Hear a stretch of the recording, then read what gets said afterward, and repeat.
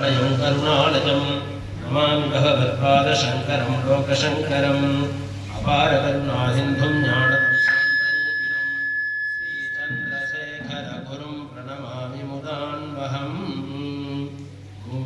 மூலே கல்பத்ருமஸ்ய திருதகணகநிபம் சாருபத்மாசனஸ்தம் வாமாங்காரூಢகௌரி நிபிடகுஜபராலோககாடோபகூಢம் நானாலங்காரகாந்தம் வரபரசுர்காபீதிஹஸ்தம் திருநேத்ரம் वंदे बालेन्दुमौलिं गजवदनगुहाश्लिष्टपार्श्वं मुहेशं पार्वतीसहितं संस्कन्दं नन्दिविघ्नेशसंयुतं चिन्तयामि हृदाकाशे भजतां पुत्रदं शिवं पाहि साध्यासु मनसः सर्वार्थानामुपक्रमे यन्नत्वा कृतकृत्या स्युः तं नमामि गजाननम्।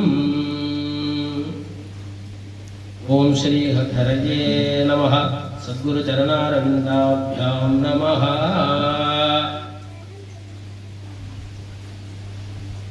இன்றைய தினம் சுதினம், ரொம்ப விசேஷமான தினம். வருஷத்தினுடைய முதல் தினம். விஸ்வாவசு அப்படின்னு சொல்லக்கூடியதான வருஷம் பூர்த்தியாகி பராபவம் அப்படிங்கிறதான வருஷம் ஆரம்பம். விஸ்வாவசு அப்படின்னா என்ன அர்த்தம்னா, விஸ்வம்னா உலகம்னு ஒரு அர்த்தம். அதோடு கூட விஸ்வம்னா பெருசு அப்படிங்கிறதாக பெரியதுன்னு அர்த்தம். வசுன்னு சொன்னா மகாலட்சுமி, நெய், கணங்களுக்கெல்லாம் சொல்லுவா. அதோடு கூட வெயில், மழை, பனி, காற்று இதுக்கெல்லாமும் வசுன்னு பேர். இந்த நாளும் பெருசா இருக்கும். போன வருஷம் நிறைய வெயில் இருக்கும், நிறைய காற்று இருக்கும், நிறைய மழை இருக்கும். அதுபோல இந்த வருஷம் பராபவம்னு ஆரம்பம். பராபவம்னு சொன்னா அதிகரித்தல் அப்படின்னு பேரு.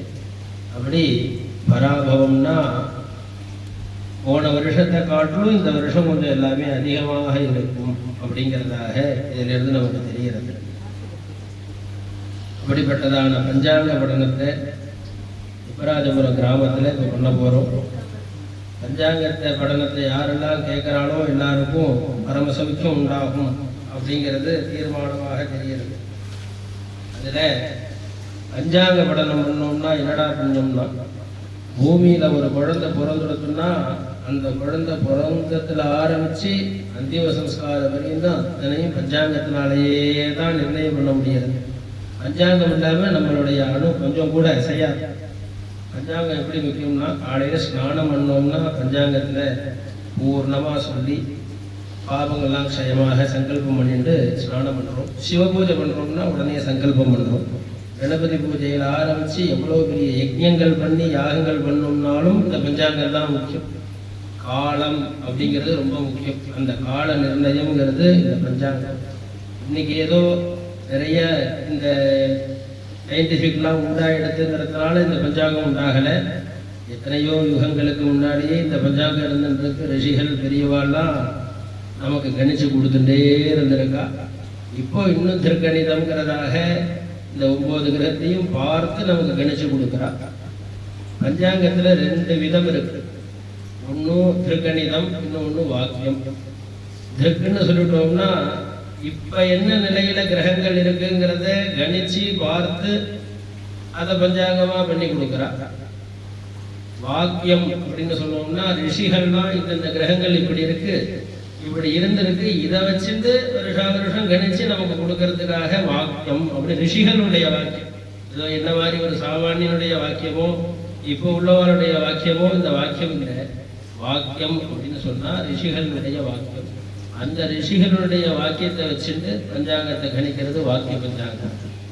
இந்த வாக்கிய பஞ்சாங்கமும் திருக்கணிதமும் ஏதாவது வித்தியாசம் இருக்குமான்னா முக்கிய விஷயங்கள்ல வித்தியாசமே இருக்காது. எல்லாம் சமமாக தான் இருக்கும். சின்ன சின்ன வித்தியாசம் இருக்கும். அதனால எந்த தோஷமும் இல்லை, எல்லாமே சமமா இருக்கும்.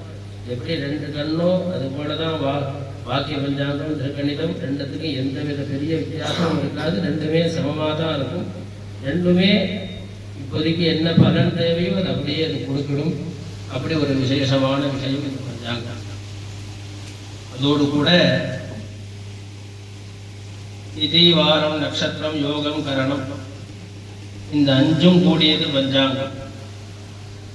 तिथेश्च श्रियमाप्नोति वारादायुष्यवर्धनम् नक्षत्रं हरते पापं योगाद्रोगनिवारणम् करणात् कार्यसिद्धि स्यात् பஞ்சாங்கபலமுத்தமம் அப்படிங்கிறதாக நித்தியம் காலையில் ஸ்நானத்துக்கு முன்னாடி பஞ்சாங்கத்தில் சங்கல்பம் பண்ணுறதுன்னு ஒன்று. அதில் திசை, வாரம், நட்சத்திரம், யோகம், கரணம் இந்த அஞ்சையும் ஸ்மரித்து அதோடு கூட நம்மளுடைய சங்கல்பத்தை பண்ணிட்டு பாபக்ஷயமாக சூரிய உதயத்துக்கு முன்னாடியே நட்சத்திரங்கள்லாம் இருக்கும்போதே ஸ்நானம் பண்ண சொல்லி நமக்கு சாஸ்திரங்கள்லாம் சொல்லி தருது. திதேஷ்ட ஸ்ரீயமாப்னோதி வாரம் பௌமவாரம், இது போல 7 வாரம் 15 திதி. இன்னைக்கு என்ன வாரம் அப்படிங்கிறத நம்ம ஸ்மரிச்சோம்னா நமக்கு தீர்க்கமான ஆயுசு உண்டாகும் அப்படிங்கிறதாக சாஸ்திரம் தெரியுது. நட்சத்திரம் ஹரதே பாபம், இன்னைக்கு என்னடா நட்சத்திரம் அப்படிங்கிறத நம்ம சங்கல்பம் பண்ணிட்டோம்னா நமக்கு பாபம்லாம் போறது அப்படிங்கிறதாக தெரிகிறது. யோகா துரோக நிவாரணம், இன்னைக்கு என்ன யோகம் அப்படின்னு சொல்லிட்டோம்னா அந்த யோகத்துல சொன்னதுனாலேயே நம்மளுடைய வியாதி எல்லாம் நிவாரணம் ஆனது அப்படிங்கிறதாக தெரியுது. ஆனா இப்போ உள்ளவாள்லாம் யோகங்கரணம் சொல்லும்போது சுபயோக சுபகரண அப்படிங்கிறதையே சொல்லி பூர்த்தி பண்ணி விடுறாங்க. இந்த யோகங்கரணம்ங்கிறதே ஒன்று குறைச்சிட்டே வருது. சித்த யோகம் அமிர்த யோகம்ங்கிறது ஒன்று உண்டு. ஆனா இதை தவிர அன்னைக்கு உண்டானதான யோகத்தை நம்ம சொல்லணும். ஆயுஷ்மான் நாம யோகே, அது போல பத்ரகரண பத்ரகரண, இப்படி கௌரவகரணம், இப்படி கரணங்கள் அன்னைக்கு இருக்கு. அந்த யோகத்தை சொல்லணும், அன்னைக்கு உள்ளதான கரணத்தை சொல்லணும். இப்படி யோகத்தை சொன்னோம்னா ரோக நிவாரணம் உண்டாகிறது. கரணாத் காரிய சித்தி ஸ்யாத் பஞ்சாங்க பலமுத்தமம் அப்படின்னு என்ன கரணம் அப்படிங்கிறத சொன்னோம்னா நமக்கு எல்லா காரியமும் சித்தி ஆகும். நாளைக்கு இந்த பொண்ணை பார்த்து இந்த பையனை கல்யாணம் பண்ணணும்னு நம்ம தீர்மானம் பண்ணோம்னா மற்றபடி சங்கல்பம்லாம் பண்ணிட்டு இருந்தோம்னா நம்மளுடைய எண்ணம் சரியாக இருந்ததையாக சுவாமி நடத்தி கொடுத்துடுவார். நாளைக்கு இந்த கோவிலுக்கு போகணும், ஒரு அபிஷேகம் பண்ணணும், சங்கடகரத்துக்கு கணபதிக்கு எல்லாம் பண்ணணும், குழக்கட்டு பண்ணணும்னா அந்த காரியத்தை சித்தி பண்ணி கொடுக்கக்கூடியது இந்த கரணம். அப்படி இந்த பஞ்சாங்கத்தை நித்தியமே நம்ம சொல்லணும். அப்படி இந்த பஞ்சாங்கத்தை நித்தியமே சொல்லிட்டு இருக்கோம்னா அன்னைக்கு சொல்லக்கூடியதான பாபம் அன்னைக்கே போயிடும். மறுநாளைக்கு திரும்பி காலையில எழுந்திருந்தோம்னா சங்கல்பம் சொல்லுவோம், அப்போ பாபம்லாம் போயிடும். திருப்பி மறுநாளைக்கு சங்கல்பம் சொல்லுவோம், அந்த யோக கரணங்கள் சொல்லும் போது பாபங்கள்லாம் போகும். இப்படி பஞ்சாங்கத்தை நித்தியமே ஒருத்தர் நம்ம சொல்லிட்டே இருக்கணும். காலம் ரொம்ப முக்கியம். அதனால பஞ்சாங்கம் படதாம் ஸ்ருத்வா ஸ்ரோதுமிச்சந்தி ஏனராஹ அக்னிஷ்டோம பலம் தேஷாம் கங்காஸ்நான பலம் பவேத். இந்த பஞ்சாங்கத்தை நித்தியமே நம்ம இது போல சொன்னாலோ கேட்டாலோ, நீங்க தான் சொல்லணுங்கிறது இல்லை. நீங்க ஒரு நதியில ஸ்நானம் பண்ணிட்டே இருக்க, நாங்க போய் வேகமா நம்மளுடைய பாபக்ஷயமான சங்கல்பம் சொல்லி ஸ்நானம் பண்ணும்போது திதி வார நட்சத்திர யோகங்கள்னா நான் சொல்லும்போது பக்கத்துல எடுத்து நீங்க கேட்டா கூட போதும். கோவில்ல சங்கல்பம் பண்ணும்போது கேட்டா கூட போதும். அப்படி கேட்டுட்டாலோ சொன்னாலோ என்னடா பலன் உண்டாகும்னா அக்னிஷ்டோமம் மகா யாகம் ஒன்று இருக்கு. அந்த யாகம் பண்ணதான பலன் உடனே சித்திக்கிறதுன்னு சாஸ்திரஜான் ரிஷிகள் நமக்கு சொல்லியிருக்கா. அதோடு மட்டும் இல்லை, நித்தியமே கங்கா ஸ்நானம் பண்ணதான பலனும் உண்டாகிறது அப்படிங்கிறதாக இந்த பஞ்சாங்கத்துக்கு அனந்தமான பலன். ஏதோ ஒரு பஞ்சாங்கம் தானே அப்படின்னு சொல்லிட்டு நம்ம நித்தியப்படி ஏதோ பண்ணிட்டு இருக்கோம். 2 நிமிஷம் ஆகும் இந்த பஞ்சாங்கத்தை சொல்லி நித்தியம் தூங்கி எழுந்தோன்னே நித்தியமே இந்த பஞ்சாங்கத்தை பார்த்துட்டு தான் பெரியவாளாம் ஸ்நானத்துக்கு போவா. வந்தோன்னு திரும்ப பஞ்சாங்கத்தை பார்ப்பா. ஏன்னா அந்த கொஞ்ச நேரத்துக்குள்ள யோக கரணங்கள்லாம் மாறும், நட்சத்திரங்கள்லாம் மாறும். அப்படிங்கும்போது அந்த நாழிகையை வச்சுட்டு அப்போ மத்தியான காலத்துல பூஜை பண்ணும்போது மாறும்போது சொல்லணும், மத்தியான சங்கல்பம் பண்ணிட்டு ஸ்நானம் பண்ணும்போது சொல்லணும். அப்படி சாயங்கால சங்கர்ஷகர கணபதிக்கு பூஜை பண்றோம், ஹோமம் பண்றோம்னா அப்படி அப்பப்போ சொன்னோம்னா அப்பப்போ பண்ணக்கூடியதான பாபங்கள்லாம் வருது. நமக்கு வியாதி வராம இருக்கு, விதமான ஐஸ்வர்யமும் உண்டாகிறது. இது போல இந்த பஞ்சாங்கத்துல அபரிவிதமான பலன் அப்படிங்கிறதாக நமக்கு தெரிகிறது. அப்படிப்பட்டதான பஞ்சாங்கத்தை நம்ம நித்தியம் ஸ்மரிக்கணும். இன்னைக்கு வருஷம் பராபவ வருஷம் ஆரம்பம். இந்த பஞ்சாங்க பட்டணத்தை கேட்டாலோ நம்மளே வாசிச்சாலோ பட்டணம் பண்ணினாலோ அனந்தமான பலன் அப்படிங்கிறதாக சொல்றோம்.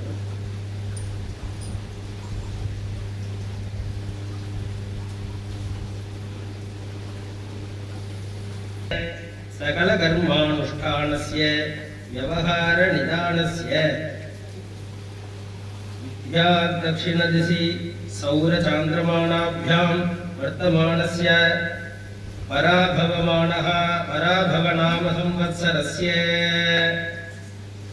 अस्य श्री शुभगुणभाजनस्य सकलकर्मानुष्ठानस्य व्यवहार निदानस्य विन्ध्याद् दक्षिणदिशि सौरचान्द्रमाणाभ्यां वर्तमानस्य पराभवनाम संवत्सरस्य இந்த விந்திய பர்வதத்திற்கு தெற்குல உள்ளதான நம்முடைய தேசத்தில் சூரிய கதியும் சந்திரகதியும் வச்சுட்டு தான் இந்த வருஷம்ங்கிறது தீர்மானமாகிறது.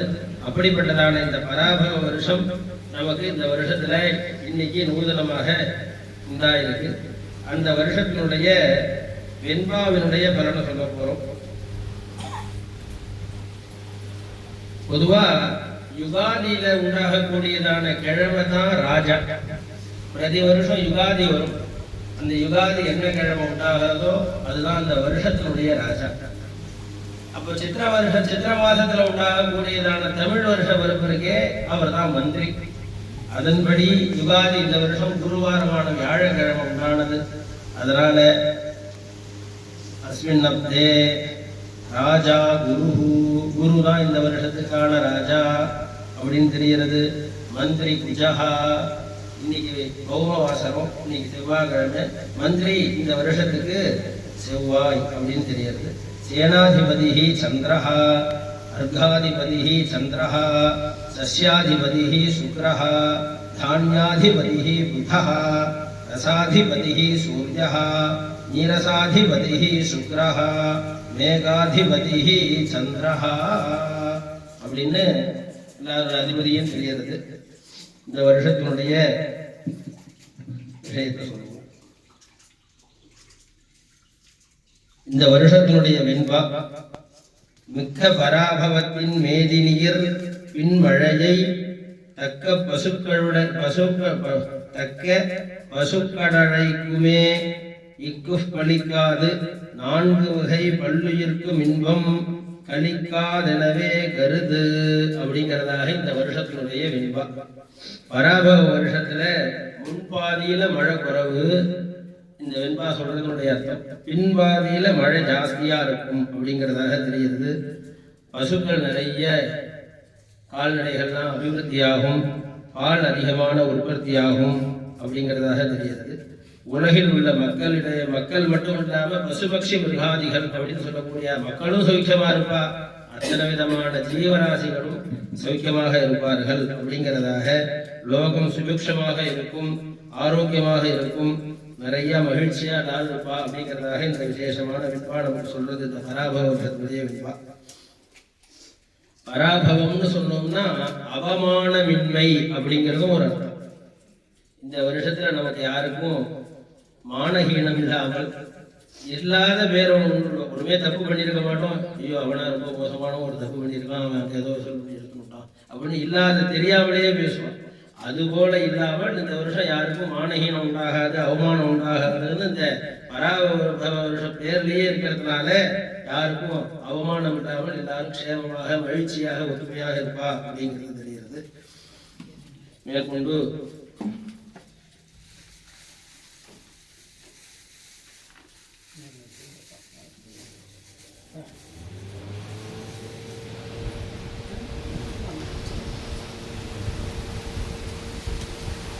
நவகிரகங்களை வச்சுட்டு தான் இந்த ஜோசியமோ பஞ்சாங்கமோ கணிதம் உண்டாது. எப்படின்னா எத்தனையோ விதமான ஜோசியங்கள் இருந்தாலும் அதெல்லாம் கண்ணுக்கு தெரியாத ஜோசியங்கள். இந்த நவகிரகம் மட்டும்தான் கண்ணுக்கு தெரிஞ்சதான ஜோசியம். ஒரு குழந்தை பிறகுனா நான் 12 கட்டம் போட்டு ராகு எங்க இருக்கான், கேது எங்க இருக்கான், சனி எங்க இருக்கு, சூரியன் எங்க இருக்கு. அப்போ நமக்கு சூரியன் கண்ணுக்கு தெரிகிறார் பிரத்யக்ஷம், சந்திரன் கண்ணுக்கு தெரிகிறார் பிரத்யக்ஷம். இன்னும் நல்ல மந்திர திருஷ்டாலா இருந்தா தபஸ்வியா இருந்தா குருவை கண்டுபிடிச்சிருவா. அது மஞ்சளா இருக்கும், புஷ்பராகம் போல இருக்கும், பெருசா இருக்கும். இன்னும் திருஷ்டாலா இருந்தா சுக்கரனை கண்டுபிடிச்சிருவா, வைரம் போல நல்ல பெருசா காலையில மின்னும். இது போல அங்காரகன் துருவன், இது போல எல்லா நட்சத்திரத்தையும் எல்லா கிரகத்தையும் கண்டுபிடிக்க முடியும். அதுக்கு நமக்கு கொஞ்சம் விவரம் தேவை. அப்படிப்பட்டதான விஷயங்கள் பெரியவாள்லாம் அதை கணிச்சுடுவா. அப்படி கண்ணுக்கு தெரியக்கூடியதான நவக்கிரகத்தை வச்சுட்டு தான் இந்த பஞ்சாங்கங்கள்லாம் கணிதம். ஏன்னா நம்ம சரீரத்திலேயே நவக்கிரகத்தினுடைய விஷயமும் நவக்கிரகத்தினுடைய ஆதிக்கமும் இருக்கு. புதன் புத்திகாரகன், சனி ஆயுஷ்காரகன். அவன் மந்தனா இருக்கான். நமக்கு ஆயுஷ் தீர்க்கமா தேவை. மந்தமா இருக்கிறதுனால பொறுமையா நம்ம ஆயுஷ் இருந்துட்டே இருக்கு. தேகமா உள்ளவனால தான் சீக்கிரம் போடும். 120 வருஷம் ஜோதிஷம் சொல்றது. அப்படி நமக்கு மந்தகாரகனாக ஆயுஷ்காரகனாக சனீஸ்வரன் இருக்கார். பிருத்திவி பௌமவாசம் மந்திரியா இருக்கார். நம்ம சரீரத்திலேயே பிருத்திவி இருந்துட்டு அது எப்படினா அது அதிகமா போச்சுன்னாதான் புற்றுநோய் அப்படின்னு. அது சரீரத்துல இருக்குங்கிறதுக்கு இது ஒரு சத்தியம் இல்லையா? சூரியன் தான் நமக்கு ஸ்கின் ப்ராப்ளங்கள்லாம் வராம பார்த்துக்கிறார். சூரியன் சரீரத்தில் அதிகமாயிடுச்சுன்னா வியாதி வந்துடுறது. அவளுடைய பாப புண்ணியத்தை பொறுத்து சூரியன் அந்த 12 கட்டத்துல எங்க இருக்கானோ அதை வச்சுதான் வியாதியே வருது. பாபம் குறைவா இருந்தா மருந்து சாப்பிட்டா சரியா போயிடுறது, கண்ணுக்கு நேரம் பார்க்கும். பாபமும் ஜாஸ்தியா இருந்ததுன்னா அது சரி, என்ன சாப்பிட்டாலும் சரியாகல. அப்ப பாப புண்ணியத்துக்கு என்னடா பண்ணணும்னா கர்மானுஷ்டானம் பண்ணணும் அப்படின்னு கொண்டு சொல்றார். ஆகஸ்தர் சொல்றார், சந்தியாவந்தனம் விகால சந்தியாவந்தனம் பண்ணணும், அதோட சிவ பூஜை பண்ணணும், வைஸ்வதேவம் பண்ணணும், அக்னி காரியமான உபாசனம் பண்ணணும், நல்ல தீர்க்க சக்தரா இருந்தா அவர் திரேதாக்னி உபாசனம் பண்ணலாம். இப்படி பிராமணனுக்கு எல்லா கர்மாவும் சொல்லியிருக்கு. வேதபாராயணம், பிரம்மிக்க பிரஷ்னம், இப்படி எல்லாத்தையும் பண்ணிட்டே இருக்கணும். நித்தியபடி காலையில சூரியன் உதயத்துக்கு முன்னாடி ஸ்நானம் பண்ணி அறிக்கையும் கொடுத்து 1008 காயத்ரி பெரியவாள்லாம் பண்ணிட்டு இருந்தான். இப்போ அதெல்லாம் ரொம்ப குறைஞ்சி போச்சு. சூரிய உதயத்துக்கு முன்னாடி ஸ்நானம் பண்ணாலே நமக்கு ஆரோக்கியம் உண்டாகும் அப்படின்னு சாஸ்திரம் சொல்லியிருக்காங்க. அதுபோல நித்தியபடி அனுஷ்டானம் பண்ணிட்டு கால சத்தியாவதனம் பண்ணிட்டு 3 காலத்துக்கும் 1008 காயத்ரி தான் நமக்கு சாஸ்திரம் சொல்றது. 64, 27 ஏதோ பிரிச்சு கொடுத்துருக்காளே தவிர புஸ்தகங்கள்ல 3 காலத்துக்கும் 1008 பண்ணணும் அப்படின்னு நமக்கு சாஸ்திரம் சொல்றது. அப்படி முடியலன்னா என்னடா பண்ணலாம்னா 3 காலத்துக்கும் 336 பண்ணா மொத்தமாவது 1008 இருந்தது. இப்போ அதுக்கும் வழி இல்லைன்னா அதுக்கு 64, 27, 108 பிரிச்சு இப்படி கொடுத்துருக்கோம். இது போல காயத்ரியை ஒருத்தரும் பண்ணணும். பிரம்ம வித்தியன்னு பேர் வேதத்துக்கு, ஸ்ரீ வித்தியக்கலாம். அதெல்லாம் என்னடா பண்ணணும்னா உபாசிச்சுட்டே நம்ம சரியா இருந்தோம், ஆகார நியமத்தோட இருந்தோம். சாஸ்திரம் என்ன சொல்றதுன்னா 2 வேளை தான் சாப்பிட சொல்லியிருக்கோம். அப்படி மத்தியான காலத்துல இலை போட்டு பரிசேச்சனம் பண்ணி சாப்பிட்றது, ராத்திரி காலம் பரிசேச்சனம் பண்ணி சாப்பிட்றது. இப்படி எப்படி பரிசேச்சனம் பண்ணி சாப்பிட்றோமோ அதுதான் ஆகாது. அப்படியே 2 காலம் தான் சாஸ்திரம் சாப்பிட சொல்லியிருக்கு. காலத்தாலெல்லாம் ஏதோ லகுவா எடுத்துக்கணும், சாயந்தர காலத்துல லகுவா ஏதோ எடுத்துக்கலாமே தவிர 2-4 வேளை சாப்பிட்டோம்னா நமக்கு ரோகம் உண்டாகும், வியாதி வந்துடும் அப்படின்னு சொல்லுவோம். 2 வேளை தான் சாப்பிடணும் சாஸ்திரம். அப்படி பரிசேச்சனம் பண்ணி சாப்பிட்டோம்னா அது அன்ன தோஷங்கள்லாம் அதுல இருந்ததுன்னா போகும். அதுபோல 3 வேளையும் ஸ்நானம் பண்ணி சந்தியாவந்தனாதி அனுஷ்டானங்கள்லாம் பண்ணி அக்னி காரியமான பிரம்மச்சாரியா இருந்தா சமிதாதானம் பண்ணணும், கிரகஸ்தனா இருந்தா உபாசனம் பண்ணணும், அக்னிஹோத்திராதி எல்லாம் எடுத்துருந்தா அக்னிஹோத்திரம் பண்ணணும், விஷ்டி காலத்துல பண்ணணும். எல்லாம் பண்ணோம்னா லோகக்ஷேமம் உண்டாகும், நல்ல மழை பயிர் செழிப்புலாம் நல்லபடியா இருக்கும் அப்படிங்கிறதாக நமக்கு தெரிய வருது. அதிலிருந்து ஒரு புதன் புத்திகாரகனாக இருக்கார். குரு தான் நமக்கு வித்யாகாரகன், சுக்கரன் தான் நமக்கு உத்வாகங்களோ ஐஸ்வர்யங்களோ உண்டாகணும் அப்படின்னா கணேஸ்வரன் ஆயுஷ்காரகனாக இருக்கார். இது போல ஞானகாரகனாக இருக்குது. இது போல நமக்கு நவகிரகங்கள் தான் பிரத்யட்சமா இருந்து அனுகிரகம் பண்ணிட்டு இருக்கா, கண்ணுக்கு நேரா இருக்கா. அந்த நவகிரகங்களை வச்சுட்டு தான் பஞ்சாங்கம் கணிக்கிறா, அந்த நவகிரகங்களை வச்சுட்டு தான் நமக்கு ஜாதகம் கணிக்கிறா. அப்படிங்கும் போது அந்த நவகிரகம் தான் பிரத்யட்சம். அவளுடைய அனுகிரகத்துல தான் நமக்கு க்ஷேமம் உண்டாகிறது. எந்த கோவிலுக்கு போனாலும் கடைசியில் நவகிரகத்தை வாசல்ல வரும்போது சொல்லிட்டு தான் வருவோம். சந்தியாவதனம் பண்ணும்போது ஆதித்யன் தர்ப்பயாமி, சோமன் தர்ப்பயாமி, அதுபோல 9 கிரகத்துக்கும் நித்தியம் தர்ப்பணம் கொடுத்துட்டு இருந்தாலே நமக்கு நவகிரகத்தினுடைய பாதிப்போ தோஷமோ வராது. இவன் கொடுத்தா இந்த குடும்பத்தில் உள்ளவாளுக்கே சிரமம் நிவர்த்தி ஆகும். இவன் பையன் பண்ணான்னா அம்மாவுக்கு பத்னிக்கு சொல்லு. அதுபோல இவ பண்ணினா லோகத்துக்கே உண்டாகும். அதுபோல நம்ம எல்லாரும் அனுஷ்டானம் பண்ண லோகம் க்ஷேமமாக இருக்கும், சுபிக்ஷமாக இருக்கும் அப்படிங்கிறது தீர்மானமா தெரிகிறது. அனுஷ்டானத்தால நம்மளாம் க்ஷேமத்தை உண்டு பண்ணணுமே தவிர வேற ஏதோ லௌகீகமாக போய் சில காரியங்களை பேசிட்டோம், சாதிச்சிட்டோம், நம்ம அப்படின்னு வெளியில போய் ஈடுபட்டோம்னா ஒரு பிரயோஜனமும் இல்லை. நம்ம சிவபூஜை பண்ணோமா, சந்தியாவந்தனம் பண்ணோமா, பரிசேச்சனம் பண்ணினோமா, சாப்பிட்டோமா, வைசுதேவம் பண்ணினோமா, எப்படி சாயந்தரம் எடுத்தா விஷ்ணு சகஸ்ரநாமம், விஷ்ணு சகஸ்ரநாமத்துல இல்லாதது ஒண்ணுமே இல்லை. அப்படி நித்திய கர்மாவா விஷ்ணு சகஸ்ரநாமத்தை சொல்லியிருக்கு. ஸ்திரீகள் எல்லாமே சொல்லுவா, இப்பயும் சொல்லிட்டு இருக்கா. ஆனால் குறைச்சிருந்தே வந்து சாயந்தரம் 6 மணிக்கு கல்யாணம் வந்து அவபாசனம் வந்துட்டா சுவாமி சன்னிதியில் உட்கார்ந்து அந்த குடும்பத்தில் உள்ளவங்களாம் விஷ்ணு சகஸ்ரநாமம் பாராயணம், வெள்ளிக்கிழமை ஆயிடுச்சுன்னா லலிதா சகஸ்ரநாமம் பாராயணம். இது போல இந்த மாதிரி நித்திய கர்மாலாம் பண்ணிட்டு இருந்தாலே நமக்கு ஒரு பெரிய ரக்ஷை. தனியாக ஒரு ரக்ஷையை தேடிட்டு போக வேண்டாம். இன்னொருத்தருக்கு போய் ஹோமம் பண்ணணும், சிரமம் கொடுத்து இந்த துர்கா ஹோமம் பண்ணுவோம், பகலாமிக்கு எல்லாம் ஒன்றுமே வேண்டாம். இதெல்லாம் பண்ணினாலே நமக்கு ஏதாவது சிரமம் வருதுன்னா அது போய் ரக்ஷையாக நிற்கும். அப்படி நம்ம உபாசனை பண்ணிட்டு இருக்க நமக்கு க்ஷேமம். இதெல்லாம் குறைஞ்சி போச்சு. இன்னைக்கு டிவி கொடுத்து அது வந்து பேசிட்டு இருக்கோம். சாயந்தரம் 6:30 மணிக்கு உட்காந்து ஊருக்கரையை பக்கத்துக்கரையை பேசிட்டு இருக்கோம்னா சிரமங்கள் வரும்போது அதனுடைய சிரமங்கள் நித்தியபடி லலிதா சகஸ்ரநாமம் சொல்லணும், விஷ்ணு சகஸ்ரநாமம் சொல்லணும், சந்தியாவந்தனாதி அனுஷ்டானங்கள் பண்ணணும். ஊருக்குள்ள ஒரு யதீஸ்வரர் இருக்கா, அவரை வந்து தரிசனம் பண்ணணும். நமக்கு சன்னியாசம் வாங்கிட்டு ஒரு வருஷம் ஆகுது. எங்கடா உடம்பு வைக்கலாம்னு பார்க்கும்போது உடனே இந்த ஊரில் தர்மசாலா இருக்கக்கூடிய நாராயணி அவள் உடனே இந்த இடத்த கொடுத்து நீங்கள் எங்கள் ஊரில் இருங்கோன்னா அதான் தர்மத்தினுடைய ஒரு லட்சணம். இந்த ஊரில் இருங்கோன்னு அவள் சொன்னான்னா அதுக்கு ஒரு காரணம் இருக்கு. எல்லா ஊர்லேயும் ஒரு சன்னியாசி இருக்கணும்னு சொல்றது சாஸ்திரம். ஏண்டா இருக்கணும்னா சன்னியாசி இருந்தால் தான் அது கிராமமாக லட்சணமாக இருக்கும். சாயந்தரம் ஆனால் பெருமா கோயிலுக்கு போகணும், சிவன் கோயிலுக்கு அவள் நடந்து போனாலே நமக்கு அதை பார்த்தா ஒரு புண்ணியம். நம்ம ஆத்துல ஒரு சிராத்தம் வருதுன்னா உடனே நம்ம படிக்கே பண்ணக்கூடாது. ஊருக்குள்ள சன்னியாசிகள் இருந்தால் அந்த சன்னியாசிகளை பார்த்து 2 நாள் முன்னாடி போய் இது மாதிரி எங்கள் அப்பாவுக்கு சிராத்தம் பஞ்சமி வருது, நீங்கள் பிரிவாக அனுக்கிறோம்னு நமஸ்காரம் பண்ணி அவள்கிட்ட ஒரு ஆஜ்ஞை வாங்கிட்டு அப்புறம் தான் சிராத்தாதிகள் பண்ணணும். ஒரு கல்யாணம் வருதுன்னா பத்திரிக்கை வச்சு நம்ம இடத்துல கல்யாணம் வருது, நீங்கள் அனுகிரகம் பண்ணணும், அவன் நாராயணான்னு அனுகிரகம் பண்ணுவோம். இப்படி சந்தியாவந்தனாதி அனுஷ்டானங்கள் ஒரு பக்கம் இருக்கு. சிராத்தாதிகள் அனுஷ்டானங்கள்லாம் பண்ணணும்னா ஒரு ஊர்ல எதி இருந்தா அவளை பார்த்து நமஸ்காரம் பண்ண சொல்லி நமக்கு சாஸ்திரமும் வேதமும் சொல்லித்தரது. ரிஷிகள் இப்படி சொல்லித்தராங்க. அப்போ ஒரு ஊர்ல சன்னியாசிகள் இருக்கிறது லட்சணம். அவ அப்படியே நடந்து போகணும். இப்படி நம்ம நாராயண நெடுங்கட்டுல இடத்த கொடுத்து நீங்க அவசியம் இந்த ஊர்ல இருக்கணும், இந்த ஊர்ல தர்ம காரியங்கள் பண்ணிட்டு பூஜை பண்ணிட்டு இருக்கணும்னு கொடுத்துருக்காங்க. அதுபோல அந்த இடத்துல இவா சொந்தமாக பரிபாலனம் பண்ணிட்டு இந்த இடத்துல தங்கிட்டு இருக்கா. அவ பண்ணது பெரிய தர்மம். அதை காட்டிலும் இன்னும் பெரிய தர்மம் என்னன்னா, இது தர்மம் தெரிஞ்ச கிராமம் இல்லையா, 12 கிராமத்துல இருக்கு. அந்தந்த ஊர் மக்கள்ல உள்ளவா எல்லாரும் சாயந்தரம் நமஸ்காரம் பண்றா. விஷ்ணு சகஸ்ரநாமம் இன்னைக்கு வச்சுக்கலாமா, லலிதா சகஸ்ரநாமம் நாளைக்கு சொல்லுவோம், நித்தியமே 6 மணிக்கு வந்து சொல்லிட்டு இருக்கோம். இப்படி இது போல சொல்ல லோகத்துக்கு தான் க்ஷேமம். அப்படி இந்த கிராம மக்களும் வர போஷிக்கிறா. ஏதாவது புஷ்பம் கொண்டு வந்து தரா, பால் கொண்டு வந்து எங்க இடத்துல பலாப்பழம் கழிச்சு உள்ள கொண்டு வைக்கிறா. இப்படி இந்த கிராம மக்களும் அவருக்கு அனுகூலமா இருக்கா. அவரும் சந்தோஷப்படுறாரு. இந்த கிராமம் நல்ல கிராமம், இதை விட்டு போகக்கூடாது, எல்லா மக்களும் நம்மள்கிட்ட பிரியமா இருக்கா அப்படின்னு அவரும் தர்மமாக ராதா கல்யாணத்தை ஆரம்பித்து ஏதோ ஒரு தர்மம் பண்ணணும் அப்படிங்கிறதாக ஏற்கனவே தர்மமா இருந்த கிராமம், இருந்துட்டு இருக்கிற கிராமம். அப்படி சிபிலையும் அவளை கூட இருந்து எல்லாம் போஷிக்கிறா, எல்லாம் பண்ணிட்டு இருக்கா. அப்படிப்பட்டதான விசேஷமான விஷயம். இந்த பராபவ வருஷத்துல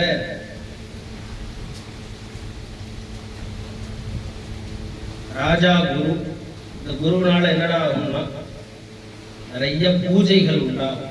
ராஜாவா குரு இருக்கிறதுனால எல்லா கோவில்லையும் பூஜை நடக்கும், மடங்கள்ல பூஜை நடக்கும், கிரகங்கள்ல அவாவா பஞ்சாயத்துல பூஜை பண்ணுவா, தெய்வ பக்தி அதிகமாகும், பண புழக்கங்கள் அதிகமாகும், வங்கிகள்ல பிரான்ச் எல்லாம் அதிகமாகும், வங்கிகள்ல தனங்கள்லாம் ஜாஸ்தியாகவும் எல்லாருக்கும் இன்ட்ரெஸ்ட்லாம் நிறையாக கிடைக்கும் அப்படிங்கிறதாக விஷயாட்சமா இருக்கு.